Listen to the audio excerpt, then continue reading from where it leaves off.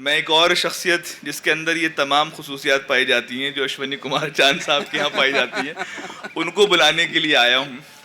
ان کی شخصیت پہ بہت سی باتیں کی جا سکتی ہیں۔ بہت کم لوگ ہوتے ہیں جنہیں زمین پسند ہوتی ہے آسمان پہ ہونے کے باوجود۔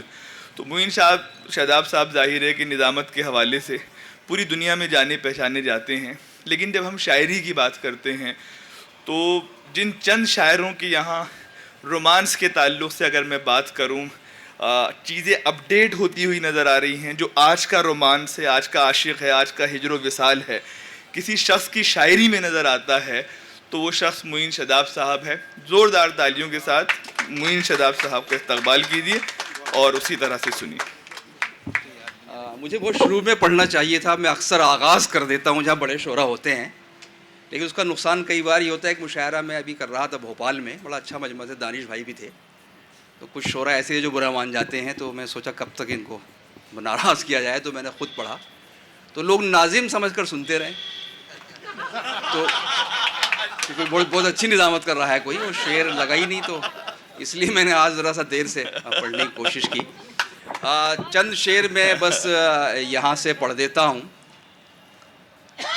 عرض کرتا ہوں کہ آنسو دل کی چغلی کھانے آیا ہے، واہ کیا مصرع ہے۔ آنسو دل کی چغلی کھانے آیا ہے، گھر کا بھیدی لنکا ڈھانے آیا ہے۔ بھائی واہ واہ واہ آنسو دل کی چغلی کھانے آیا ہے، گھر کا بھیدی لنکا ڈھانے آیا ہے۔ شعر ملاحظہ کریں دوستو، جھانک لیا تھا ایک دن اس کی آنکھوں میں، کیا بات، واہ جھانک لیا تھا ایک دن اس کی آنکھوں میں، مدت میں اب ہوش ٹھکانے آیا ہے۔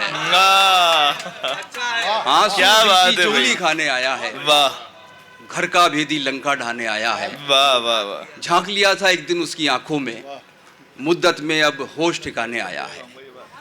جو لب پہ آگ زباں پر ببول لگتا ہے، جو لب پہ آگ زباں پر ببول رکھتا ہے، واہ وہ اپنی آنکھوں میں خوشبو فضول لگتا ہے۔ واہ واہ واہ واہ، وہ اپنی آنکھوں میں خوشبو فضول لگتا ہے، اور ملو جو اس سے تو اینک بھی ساتھ لے جانا، واہ ملو جو اس سے تو اینک بھی ساتھ لے جانا، سنا یہ ہے کہ وہ مٹھی میں دھول رکھتا ہے۔ واہ اچھا ہے بھائی، واہ واہ واہ بھائی، واہ واہ واہ واہ، معین بھائی بالکل ملو جو اس سے تو اینک بھی ساتھ لے جانا، واہ سنا یہ ہے کہ وہ بات ہے مٹھی بھائی، میں دھول لگتا ہے، واہ سنا یہ ہے کہ وہ مٹھی میں دھول لگتا ہے۔ درد کو دل سے نکلنے کا بہانہ مل جائے، واہ درد کو دل سے نکلنے کا بہانہ مل جائے، کھل کے رو لوں جو مجھے بھی کوئی شانہ مل جائے، واہ واہ واہ واہ، کھل کے رو لوں جو مجھے بھی کوئی شانہ مل جائے۔ یہ مضمون ہمارے بہت سے اساتذہ نے استعمال کیا ہے، تو اس میں توارد کا بڑا امکان رہتا ہے، لیکن میرے یہاں آ گیا بے ساختہ تو میں پڑھ دیتا ہوں، اپنے تمام بزرگوں کو خراج عقیدت پیش کرتے ہوئے پیش کرتا ہوں کہ کھل کے رو لوں جو مجھے بھی کوئی شانہ مل جائے۔ اور شعر یہ ہے، اس کے کوچے کی طرف چل تو دیے ہیں لیکن، واہ اس کے کوچے کی طرف چل تو دیے ہیں لیکن، کہیں ایسا نہ ہو رستے میں زمانہ مل جائے۔ اس کے بھائی کوچے واہ کی واہ طرف واہ واہ، بہت شکریہ، کیا کہنے ہیں معین بھائی، واہ چل تو دیے ہیں لیکن، کہیں ایسا نہ ہو رستے میں زمانہ۔ زمانہ مل جائے، واہ ایک غزل کے چند شعر اور پڑھ دیتا ہوں، اس کے بعد 2-3 شعر اور، پھر میری ذمہ داری ختم ہو جائے گی۔ عرض کرتا ہوں کہ پھر انتشار اسی انہماک سے آیا، اچھی غزل ہے حضرات، انہماک سے انتشار، ذرا ملاحظہ کریں اور داد دیجئے گا کہ میں نے انہماک سے انتشار پیدا کرنے کی کوشش کی ہے۔ پیش کرتا ہوں کہ پھر انتشار اسی انہماک سے آیا، کسی کا بھولا تصور چھپاک سے آیا۔ واہ واہ واہ واہ، پھر انتشار اسی انہماک سے آیا، واہ واہ واہ، کسی کا بھولا تصور چھپاک سے آیا۔ اور شعر ملاحظہ کریں کہ کسی کا بھولا تصور چھپاک سے آیا، دلی والوں کا شعر ہے، مرزا صاحب سنیں، ندیم بھائی بھی بیٹھے ہیں، پیش کرتا ہوں کہ بلایا ہم نے تو آیا نہ منتوں سے بھی، ثنا صاحبہ آپ بھی دلی والے ہیں، کہ بلایا ہم نے تو آیا نہ منتوں سے بھی، جو خود کو کام پڑا تو جھپاک سے آیا۔ واہ واہ واہ، بہت اچھا ہے معین بھائی، کہ بلایا ہم نے تو آیا نہ منتوں سے بھی، واہ واہ واہ، جو خود کو کام پڑا تو جھپاک سے آیا۔ واہ۔ اور اب یہ 2 شعر بس میں توجہ سے آپ کی خدمت میں شاید کسی لائق ہو، پیش کر رہا ہوں کہ وہ آسمانوں سے اتریں تو ہم بتائیں انہیں. واہ وہ آسمانوں سے اتریں، وہ آسمانوں سے اتریں تو ہم بتائیں انہیں، بلندیوں کا ہنر ہم کو خاک سے آیا. واہ بھائی واہ واہ. وہ آسمانوں سے اتریں تو ہم بتائیں انہیں، واہ واہ. بلندیوں کا ہنر ہم کو خاک سے آیا. واہ. اور یہ شعر بطور خاص دنیا میں سارے بڑے کام دیوانوں نے کیے ہیں. جو لوگ عقل والے ہیں وہ تو کچھ کر ہی نہیں سکتے، وہ فائدہ خسارہ سوچتے ہیں. یہ شعر میں یہاں محترم فرحت احساس صاحب جو ہم سب کے مانوی ایک طرح سے پیر ہیں، بے شک ان کی موجودگی میں پڑھ رہا ہوں. عرض کرتا ہوں کہ وہ آسمانوں سے اتریں تو ہم بتائیں انہیں، بلندیوں کا ہنر ہم کو خاک سے آیا. شعر یہ ہے، یہ ہوش مندی کسی کام کی نہیں نکلی. واہ. یہ ہوش مندی کسی کام کی نہیں نکلی، اجالا سارا گریباں کے چاک سے آیا. بھائی واہ واہ واہ واہ. یہ ہوش مندی کسی کام کی نہیں نکلی، اجالا سارا گریباں کے چاک سے آیا. گریباں کے چاک سے آیا.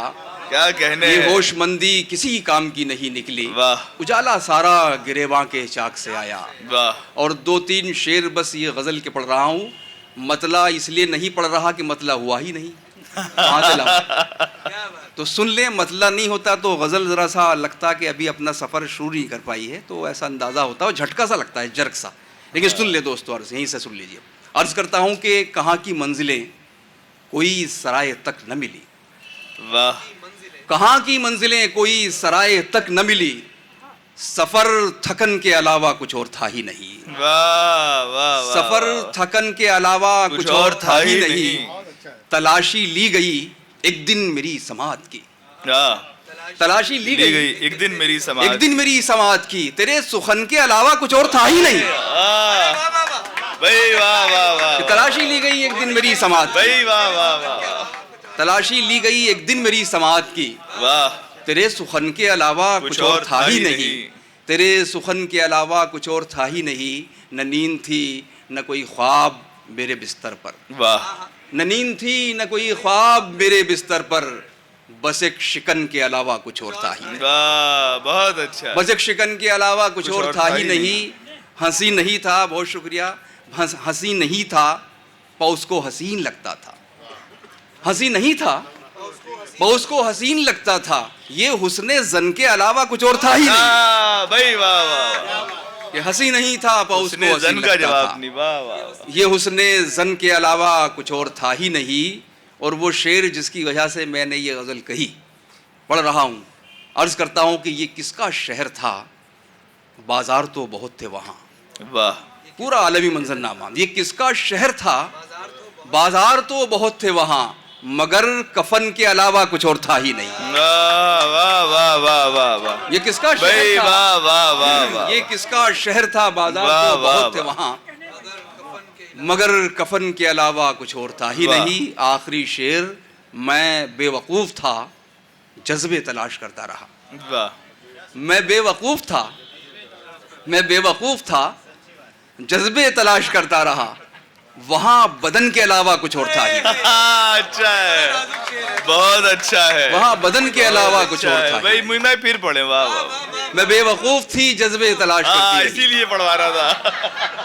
ایک جگہ خواتین زیادہ تھی تو خاموش رہی. میں بے وقوف تھی جذبے تلاش کرتی رہی، وہاں بدن کے علاوہ کچھ اور تھا ہی نہیں. میں بے وقوف تھا جذبے تلاش کرتا رہا، وہاں بدن کے علاوہ کچھ اور تھا ہی نہیں. یہ کس کا شہر تھا، بازار تو بہت تھے وہاں، مگر کفن کے علاوہ کچھ اور تھا ہی نہیں. جب میں شعر پڑھ رہا تھا کہ میں بے وقوف تھا جذبے تلاش کرتا، انہوں نے کہا واقعی ایک بار ہو چکا ہے. میں ایک مشاعرے میں پڑھ رہا تھا، میں بے وقوف تھا جذبے تلاش کرتا رہا.